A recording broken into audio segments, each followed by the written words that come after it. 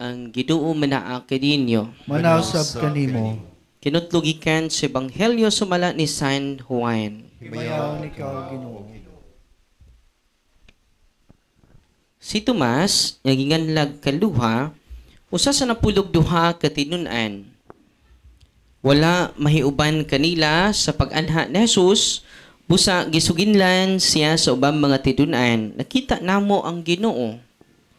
Si Tomas mingon kanila, gawas kun makita ko o katapion ang akong tudlo sa inagian sa mga lansang, diha sa iyang kamot, o mahikap ko ang samad sa iyang kilid, dili ako motuo. Human mula bayang usa ka semana nagtigom na usab ang mga tinun-an. Sulod sa lawak, og dahiuban na kanila si Tomas. Gitrangkahan ang mga pultahan. Apan mitungha sa Jesus, sumibarog taliwala kanila og mingon.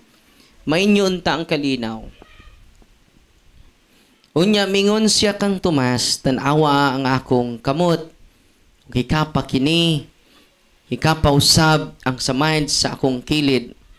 Tuo og ayaw na pagduha-duha. Si Tomas mingon kaniya, Ginoo ko og Dios ko. Unya mingon si Jesus kaniya, mituo ka ba? Tungod kay nakakita ka kanako. Bulahan kamong mutuo bisan wala makakita kanako. Ang ebanghelyo sa Ginoo. Dayon ikaw, O Kristo. Malingkod, magandang hapon. Namusog na ba kayo? Namusog sa katotohanan. So ngayong araw na ito ay kapistahan ni St. Thomas the Apostle. At pasensya na kayo, may tayo. Hindi pa lumabas yung mga demonyo, no? Misa tayo, no? Galit na galit yung demonyo sa atin. And then 4 po yung pumasok sa kanyang katawan. Normal na normal, makausap mo before exorcism.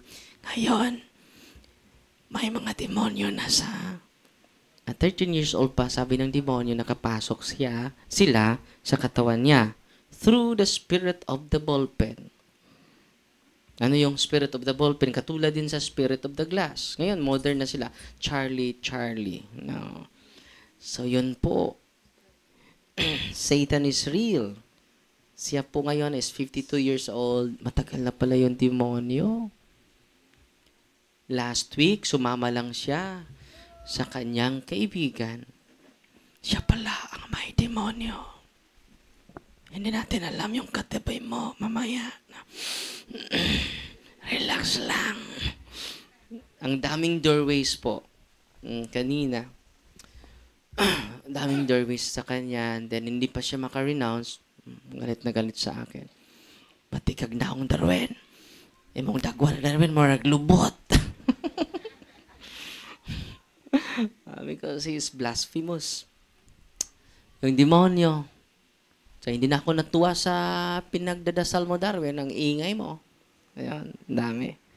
Pero before exorcism, makausap natin siya na matino. Ngayon, hindi na siya matino.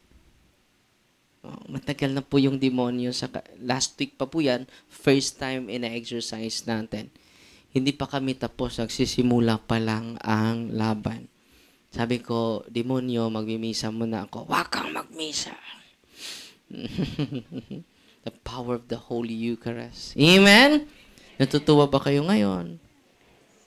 So, sa mga may sakit ngayon, magsamba kayo araw-araw. It is Jesus, the source of your life, the source of your beauty, the source of everything, of your being. Wow. Amen? Si Thomas ngayon, full of doubt. His doubt leads him to certainty. I hope our doubts will lead us to certainty and truth. Huwag kang manatili sa pagdududa. Marami naman tayong tanong, di ba? We experience the same experience of Thomas, the apostle. But I hope our doubts will lead us to certainty. Hanggang ngayon, nagda-doubt ka pa rin. No? Bakit? Lagi kang nakikinig sa mga ibang aral. Without foundation of the mystery of our faith. If someone doubts you, ngayon, if someone doubts you, his possible desire is to arrive 100% certitude in purifying your attitude. Ito yung reflection ko na pinupost ko ngayon sa Facebook ko. Kung ang tatay mo nagdududa, don't take it negative. Gusto lang yung tatay mo to arrive 100% certitude. To arrive 100% certitude in purifying your attitude. No? So, yung mga tao nagdududa sa'yo, increase your integrity. Increase your potential. Increase your effectivity. Amen? No, instead, malungkot ka, no, continue to be productive. Continue to be fruitful every single day. Not only every single day, but every moment of the day. Amen. God is good. All the time. I hope all our doubts will lead us to certainty and truth. Kaya nga, buong umaga, nagkatikais kami sa inyo through our deliverance ministers. May background tayo. Normal na normal yan. Kanina, nakita nyo naman, pumasok doon. First time po yan na exercise. At sabi ko, i-series kita. Anong series na Darwin? Tumigil ka nga, Darwin. Giluod ko si mong dagway, Darwin. Ngayon, kausapin nila sa kasamahan. Huwag niyong kausapin, hindi yan siya. No, bawal makipag-usap sa demonyo. Amen? Bakit hindi mo ako kausapin, Darwin? I'm focusing on the prayer of exorcism, not to the demons. No. Masakit na yung prayer mo, Darwin. Ang sakit na, ang sakit. 13 years old pa siya. Yun ang revelation ng demonyo. Yung demonyong pumasok sa kanya is open demons. Talkative. Marites na demonyo. No? Yun parang marites, Father, na demonyo? Meron! No? So, makarelate na kayo, mga marites.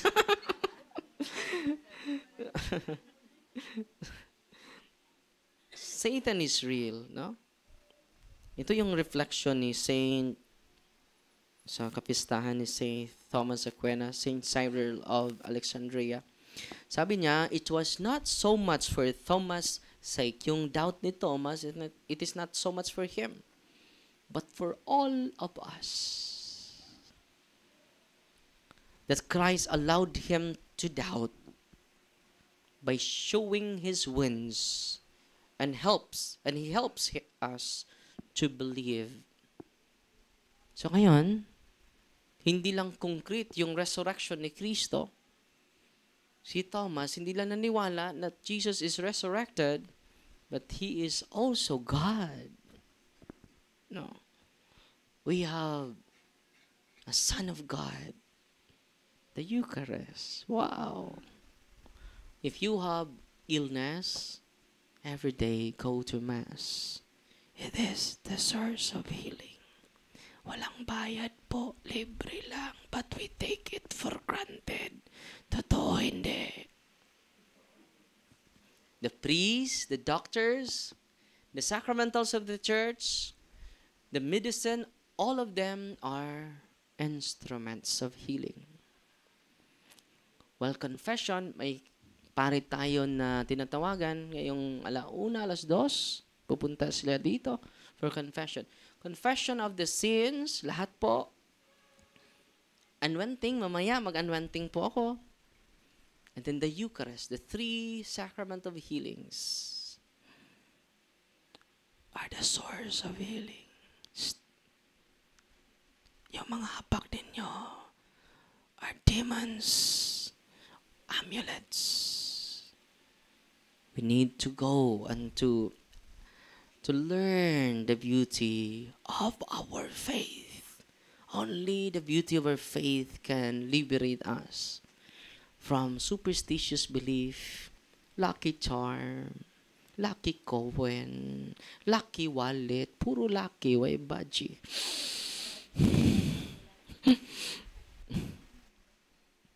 So, I hope you are empowered by the truth of our faith.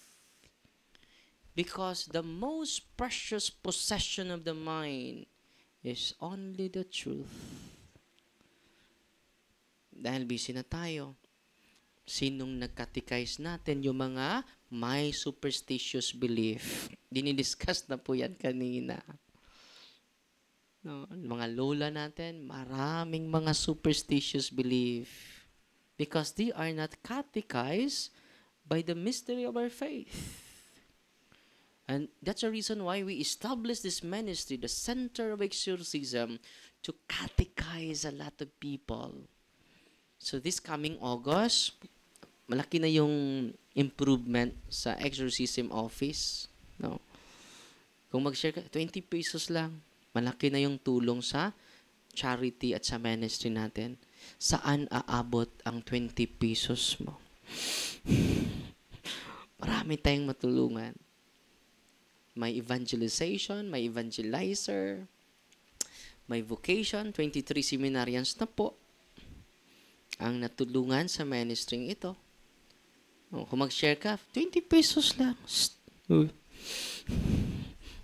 Saan aabot yung 20? Just imagine tayo magbigay ng 20. Maraming maging pare in the future.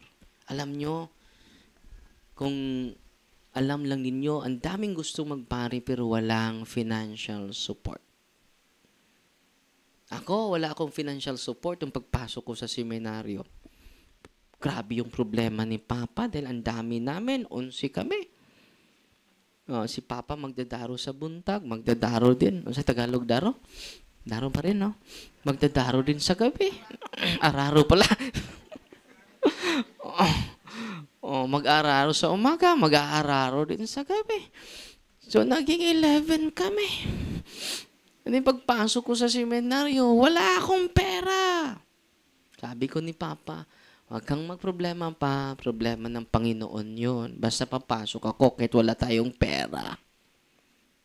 Pero marami sa atin, ma-discourage na dahil walang pera. At maraming mga seminarista, may lumapit na naman sa atin sa Bohol. Father, tulungan mo ako. Sabi ko, problema sa Panginoon yan. Pasok ka lang doon. Then hingi ako sa iyo ng 20 pesos lang. 20 pesos lang, no? Saan aabot yung 20 pesos mo, no? And then meron din tayong Catholic school na tinutulungan po. Yung mga linagay natin doon para makatulong, ginamit ko lang yung pangalan ko. Kahit piso po wala akong ginamit sa pinadala ninyo. Kontento na po ako. Kahit dito wala nga akong bayad. Sa exorcism, walang bayad. Yung pari na una, yung pari from Masbate po yun, si Father Christian Biones, may sakit siya. For 1 month, ang sakit ng likod niya. Hindi siya makatrabaho. Sa grabing sakit sa likod niya. 200,000 na po yung gastos niya.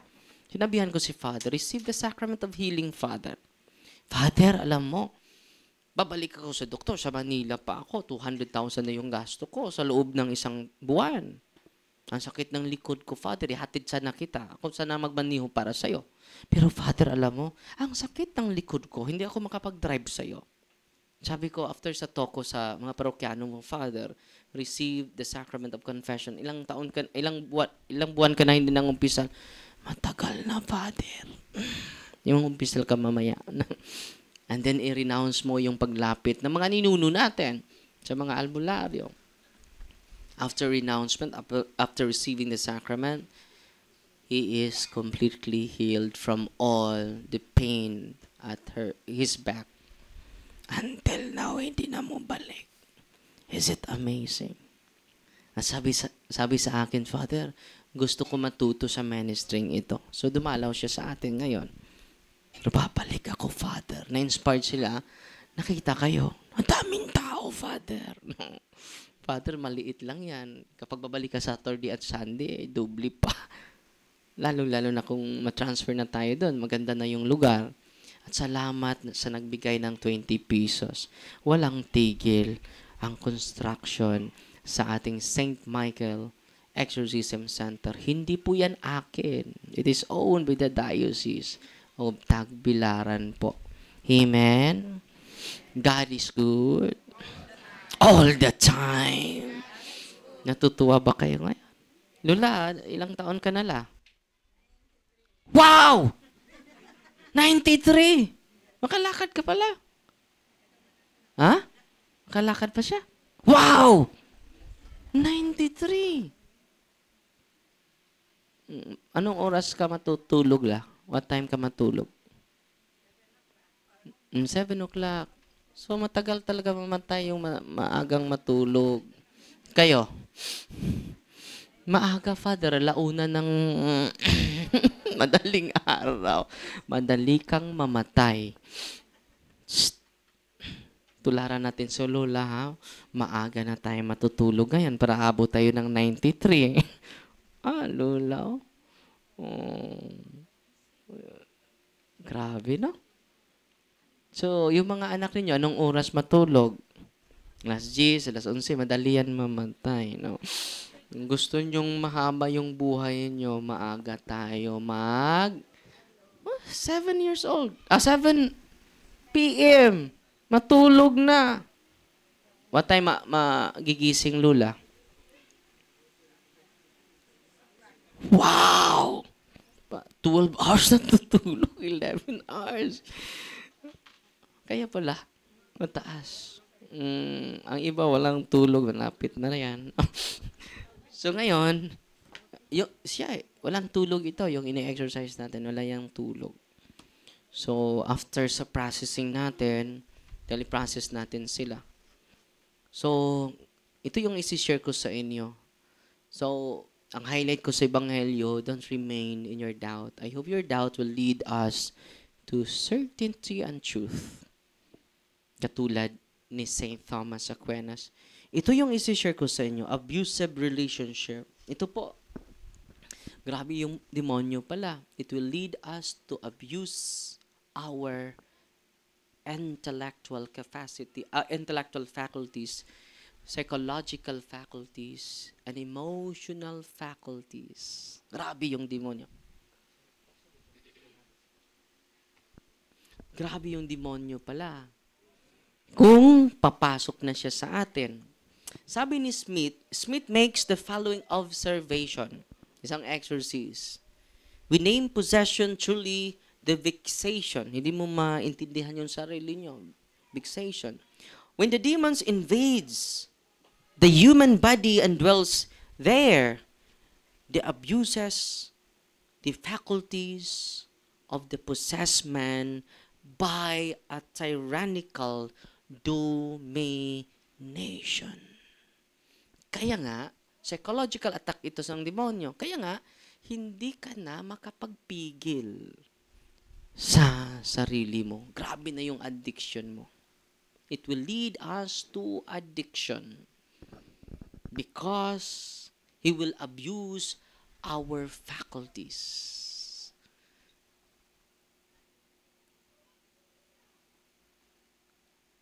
Either more or less properly obsession or in as much a way that the proper operation of the man is immediately, totally taken away. Hindi ka na logical. Hindi ka na rational. Irrational na yung mga rason mo. Iniwan mo na yung mahal mo sa buhay. Irrational. At meron ka ng bago kahit wala kayong conflict. Irrational. The proper operation of our faculties, intellect, psychological, emotional operation, abused by the evil one. No? Hindi ka na makapaniwala. No? Hindi siya katulad ng dati. Hindi yan siya. Ang bait niya nga eh. Di ba? Pero nagbabago siya ngayon. Because we don't know that the evil spirits attack us psychologically, intellectually, and emotionally. Yan. Hindi na yan siya. It is an abusive relationship of the evil spirit. Tyrannical dominion of your faculties. Tyranny. Ito pa diktador. Dominion. So ngayon, paano natin ito, anong gawin natin, Father? Mamaya, sasagutin natin yan. While Smith is making reference to possession, he also makes the observation regarding obsession, that it is a lesser form of diabolic vexation. Hindi mo na maintindihan yung sarili mo. Pumunta na ako sa psychologist, ganun pa rin ako. Grabe yung obsessive thoughts ko. Grabe yung negative imagination ko. Grabe yung paulit-ulit rumination of the past events. Pabalik-balik. And then you will not enjoy your present moment. Nabilanggo ka sa past. In which the demon exercises a kind of tyranny. Hindi po ordinaryo, ha? Parang terorista yung mga demonyo. Tyranny. Or an abusive dominion. Abusive dominion, control of our faculties over the individual in relationship to his psychological faculties. This understanding is quite key because the demon is trying to establish an abusive relationship with the individual through this process. Kaya nga, grabe yung alcoholic addiction.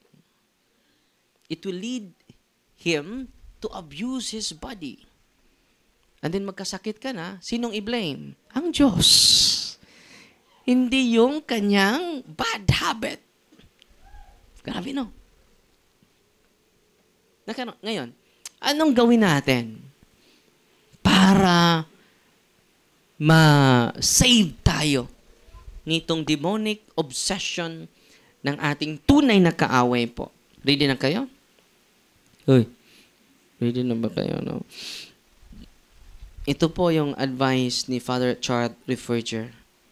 Let us call our guardian angel. When temptation comes, kneel down, call your guardian angel. When you are intense anger, intense negative emotion, call your guardian angel.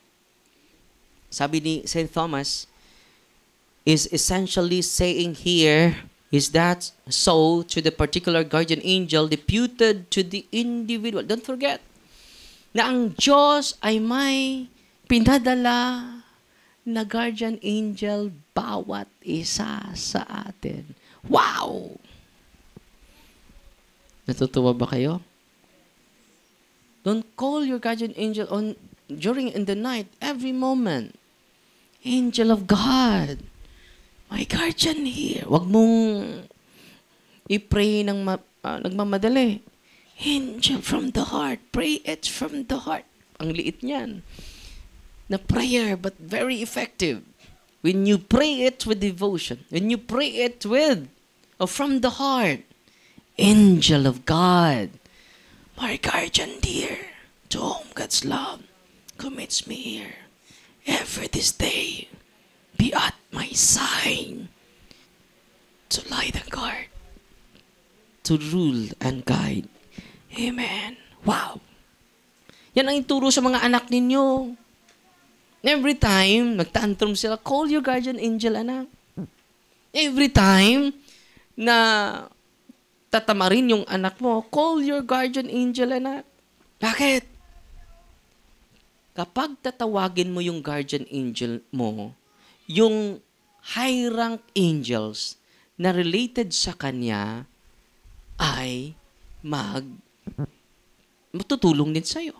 Not only guardian angel, but more angels will accompany you, will accompany us Sabi ni St. Thomas, angels, when it comes to the custody of many human beings, that pertains to archangels and principalities, the virtues, what's over corporeal nature, yung mga principalities, virtues, high rank of the angels will watch us over.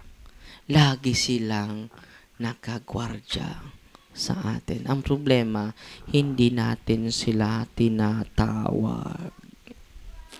Ang problema, hindi na natin sila binigyan na halaga sa ating buhay. Totoo, hindi? Ngayon ha, simula ngayon, wag niyong pangalanan yung guardian angel niyo. Wala niyang pangalan. 3 lang yung merong pangalan. Gabriel, Raphael, at Michael. Patuloy tayo. When it comes to the good spirits that pertains to the principalities, it is also possible for one individual to have more than one guardian angel because they are in communion with one another. The inferior angels is connected to his superior angel. Natutuwa ba kayo ngayon? Kaya nga, maprotektahan tayo sa mga anghel. Ang ganda nito. Dahil mataas ito, isi-share ko ito from time to time. Pero ito ang sinabi niya.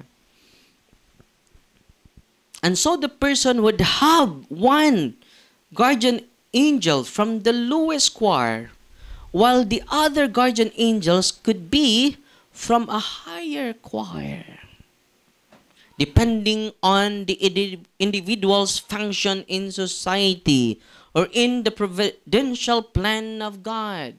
Example, tatay ka, may additional angel ka.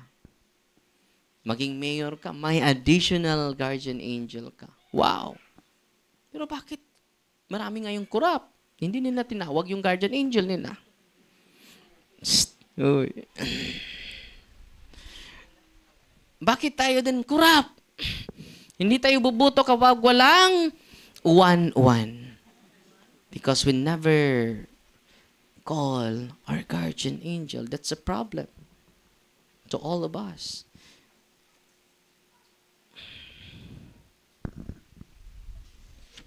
Sabi ni St. Thomas Aquinas, guardian angels also ward off demons. Makapalayas po kahit yung ordinary guardian angel natin. And St. Thomas says that the lower angels refrain the demons by the choir of powers because they are connected to one another, to the hierarchy of angels. Essentially, bisag yung ordinary guardian angel natin, takot na takot yung mga demonyo. Amen? And then we receive spiritual help and inspiration from them. Essentially, what this means is that an angel or angels from the choir of powers illuminates and fortifies the angel in the lower rank in order to be able to drive the power of demons. Guardian angels also ward off other spiritual and corporeal harm. For example, a person's possible involvement with bad company, circumstances that would be bad for the individual to be involved in, bodily injured, etc. Given what has been said about guardian angels, we realize that they are ultimately seeking after our good. Anong misyon ng mga anghel? 2 lang. To love us and to protect us. Because it is their divine mission given by our God. Amen? Anong mensahe ko sa inyo? Call your guardian angel. Nagagalit ka na sa asawa mo, call your guardian angel. Nagagalit ka na sa kapitbahay mo na marites, call your guardian angel. Amen? At sabi ni, ito po, And then our day will become an effective one. Minsan, kapag meron tayong mistake din sa mga kapitbahay natin, doon na tayo ma-destroy. Yun na i-magnify natin yung kasalanan ng kapitbahay mo, kasalanan ng... And then, paulit-ulit po yan.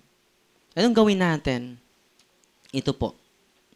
Kapag mag-focus tayo sa ating sariling mistake, sa kasalanan ng sanlibutan natin, kung mag-focus tayo, ito po, it will lead us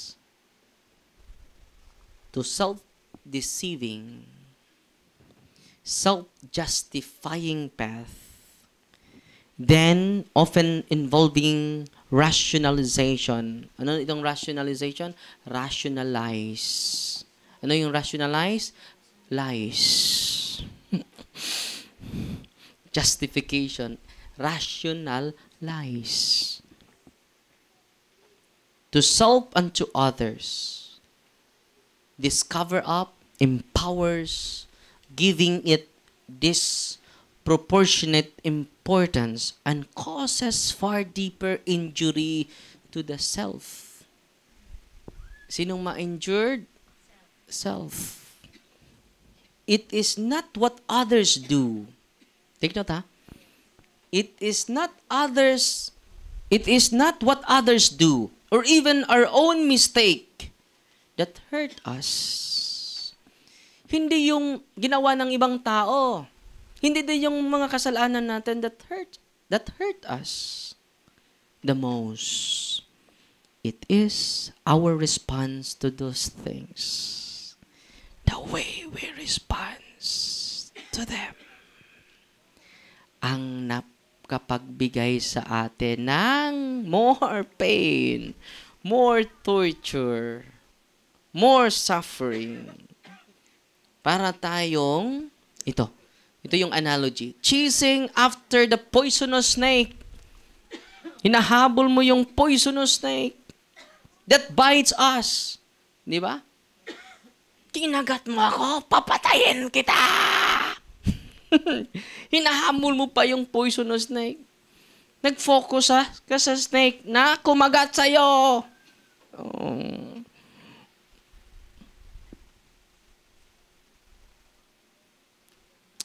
That bites us will only drive the poison through our entire system. While hinahabol mo yung ahas, yung poison, yung venom nakapasok na sa entire system, sa ating internal organs, sa ating bloodlines, sa ating blood vessels. It is far better to take measures immediately to get the poison out. Anong gawin natin? Huwag mo na habulin yung snake. Anong gawin natin? Punta ka sa doktor. Huwag mo na yung patayin yung ahas. Go to the doctor. Ask the doctor to take the poison out. Yun ang gawin natin. Pero nabibisi tayo sa hahanap sa poisonous snake. And then, hindi natin iniintindi yung poison pumasok na pala sa system natin. Ganon. Ulitin ko. It is not what others do or even our own mistake that hurt us most. It is our response. The way we respond. The specific situation or circumstances. Example, uulan ngayon. Anong interpretation ng mga farmer? Wow, blessing! Thank you, Lord! Merong isang grupo din na mga binatilyo papuntang picnic. Bigla lang umulan. Bisit, umulan na naman. This is not a blessed day. It is a cursed day. The same event, the same date, different interpretation. Ulitin ko, ha? It is not what others do or even our own mistakes that hurt us most. It is our response to those things. Parang hinahabol natin yung poisonous snake. Hindi natin iniintindi yung poison, nakapasok na pala sa ating sarili. Our response to any mistake affects the quality of the next moment. Hindi ka na quality sa sunod na oras. Because the way we respond those circumstances surrounding us. It is important to immediately admit and correct our mistake. Kung meron tayong mistake, kasalanan, acknowledge it. Correct. And learn from it. Amen? So that, by doing it, they have no power over us the next moment. So, hindi hindi ma-poison ka sa sunod na oras. And we are empowered again. Amen? Natutuwa ba kayo ngayon? Let us call our guardian angel. If the evil spirit is abusing our psychological faculties, intellectual faculties, or emotional faculties, let us call our guardian angel. And then, let us not focus on our past. Let us not focus on all our mistakes. Learn from it, correct it, and acknowledge it. And let us continue to journey all together again and again. Let us empower our day. Let us empower every single moment of our day. And by doing it, we are proactive. We are productive. We are effective sons and daughters of God. Natutuwa ba kayo? Amen. God is good. All the time. Kinaraan ninyo yung tubag, no? God is good! All the time. Grabe. All the time! God is good! Siyempre. Balik ko na. Kuming reply pong yawa na. Nindot niya itong kuhanda kinatay. Audience participation. Bago yan ha, bago yan. Yung araw na to, sana wala nang bago. Hindi na madagdagan. Meron pa kong 4 na exercise mamaya. Okay? At salamat ako kay Bishop Abet dahil binibigyan ako ng mataas na oras na makasama po yung mga nademonyuhan. No? Magbanding muna kami. No? True exorcism. And then, bago po yan, yung una, almost 3 years na po kami nagsama. Yung una, si Ate Kriste. Almost 3 years.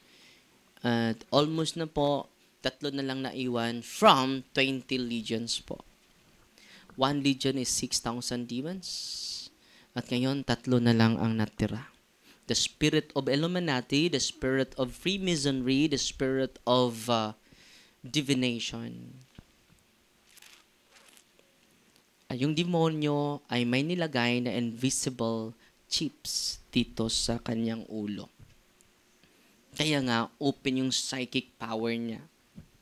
Alam niya yung mga kasalanan ninyo lahat, pati na yung kasalanan ko. Hahay, ang hirap. Yun po, high rank po yun. Pero malapit na po. Graduate na siya sa sunod na mga taon. Ilang taon na lang? Mga mutaon na po. Ang kulang. Mga mutaon na. No?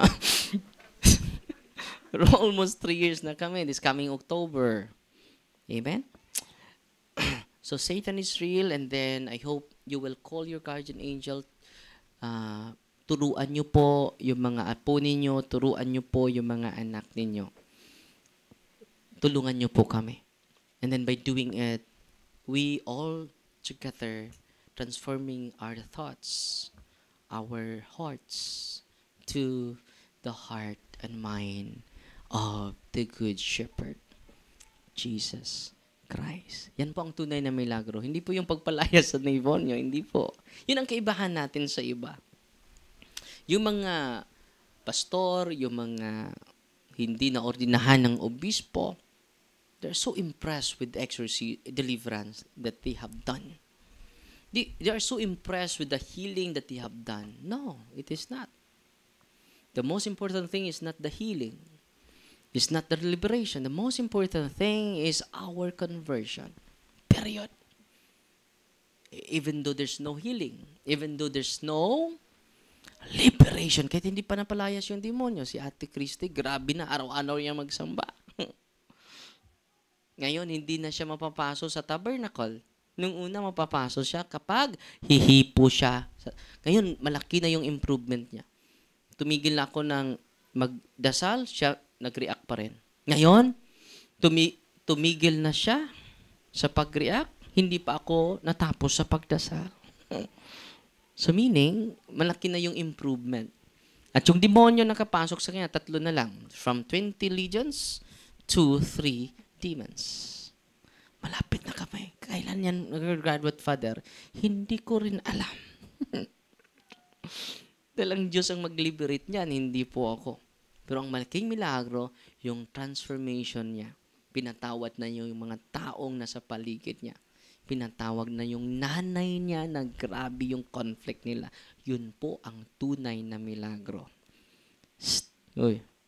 Mahil ka ngayon and then hindi ka pa rin nagpatawad sa lulo mo, sa papa mo. Kulang yon. Amen? Grabe pa rin yung hatred mo. Ngipin sa ngipin. Mata sa mata. Wa na may mata. No. Wa na may ngipin. Amen? So ngayon mga kapatid, hindi measurement yun. Kapag gagaling ka after deliverance, hindi measurement yun. That is a miracle pleasing to God. Kung napalayas na yung demonyo, hindi measurement yun. That it is pleasing to God. The greatest measurement is you transform the way you think, the way you speak, the way you act. It is metanoia, the change of the heart.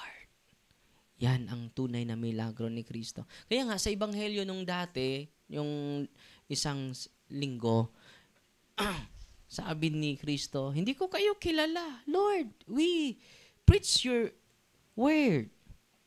We heal the sick in your name. We cast out demon in your name. I don't know you. Wicked man. Lumayo kayo sa aking harapan. Because healing is not measurement that it is pleasing God. Deliverance is not a measurement that you are pleasing God. Only one measurement is transforming our mind and heart into the mind and heart of Jesus. Yan po ang tunay na milagro. Yun po ang difference natin sa simbahan na tatag ng tao at sa simbahan na tatag ni Kristo. Natuwa ba kayo ngayon? God is good? All the time. Kalimot na. Grabe, no? All the time? Siyempre. Balik sa kume. God is good? Grabe. All the time? Siyempre. Pag-memorize sa mo, ha? So, ngayon mga kapatid, sana po ay na-inspire po kayo sa araw na ito and then continue to inspire yourself by the truth of our faith.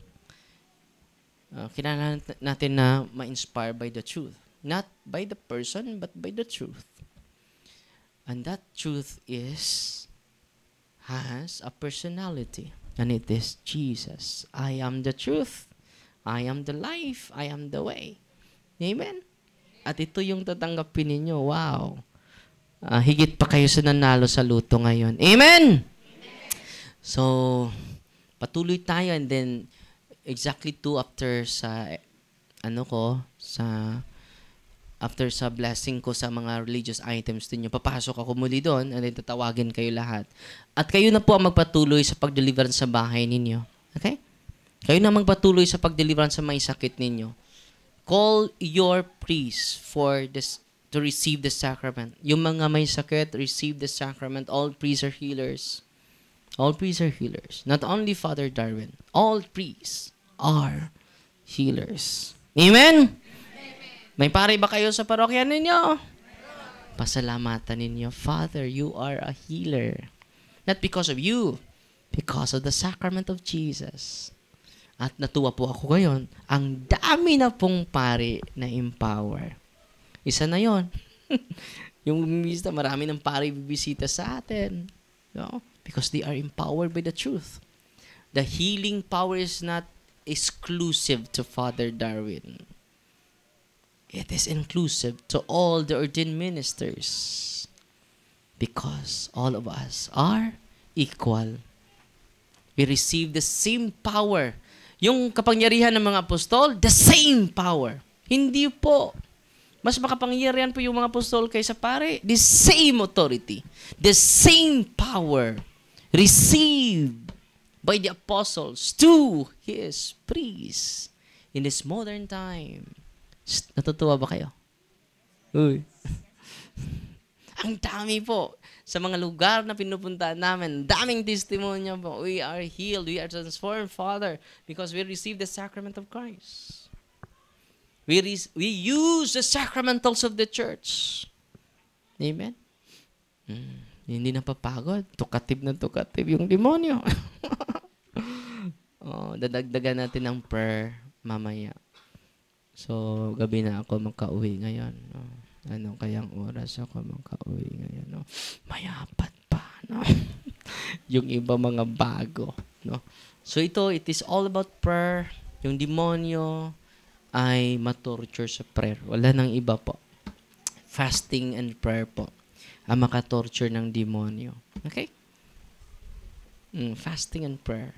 Yung, after my mass, babalik ako doon to continue the exorcism. Walang emergency sa exorcism po. Wala. Last week yan nag-react. Pero ngayon ko lang ini-entertain. Walang emergency. Amen? Dahil hindi napapagod yung mga demonyo, ikaw mapapagod. May mga possess pupunta doon. Dala yung possess. Father! Alas 12 na ng gabi.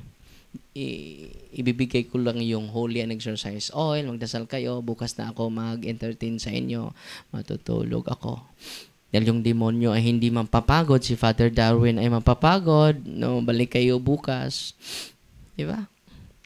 Go to your priest dahil hindi lang ako ang pari. So, anong gagawin namin dun, Father? Pakumpisalin mo yung buong pamilya ninyo and then balik kayo dito for catechism. And then papunta sa mga pari, dahil empower sila na mag-pray. No? Nag-pray yung pare dito, Father. Sige, doon na lang kayo magpa-pray. No? Para ma-practice naman yung pare ninyo. Masulayan. O ma-practice na po yung authority niya na bimigay ni Kristo sa amin. Hindi maganda ako lang mag-practice, di ba? Dapat kami lahat. No? Mas maayo pa yung albularyo na hindi na ordinahan, haharap pa sa mga ganitong sitwasyon.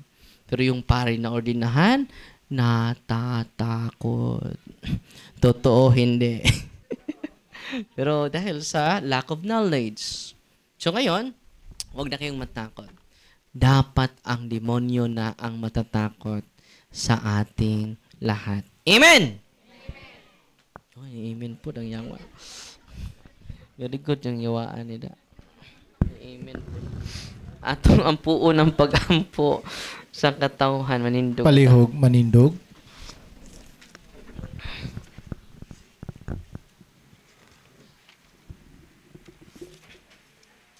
Gumikan kay kita iyang mga tinunan sa Jesus. Mipadala ka nato aron sa pagpaambit sa mensahe sa kalinaw o kalipay ngadto sa uban. Atong itugyan sa iyang atubangan ang mga pangandoy sa tanang mga katawhan alang sa kalinaw ug paglao mingon kita Ginoo dungga nga among pag-ampo. Ginoo dungga nga among pag-ampo. Nga mga magbalantay sa mga kalag, sa mga laygo, sa simbahan, dili magtinapol sa pagsabwag sa mayong balita, isip tinugdan sa kalipay ug kalinaw, alang sa tanan, mag-ampo kita. Ginoo dungga ang among pag-ampo. Ka mga pangulo sa mga nasod mobiya sa pagkiindigay sa mga armas nga makadaot ug mangita sa matuod nga tiunay nga kalinaw, mag-ampo kita. Ginoo dungga ang among pag-ampo. Alang sa tunglawig sa pagtuo isip usa ka simbahan uban ni Obispo Alberto, masinati nato si Kristo pinaagi sa tunggagmayng simbahanong katilingban, mag-ampo kita. Ginoo dunggang among pag-ampo.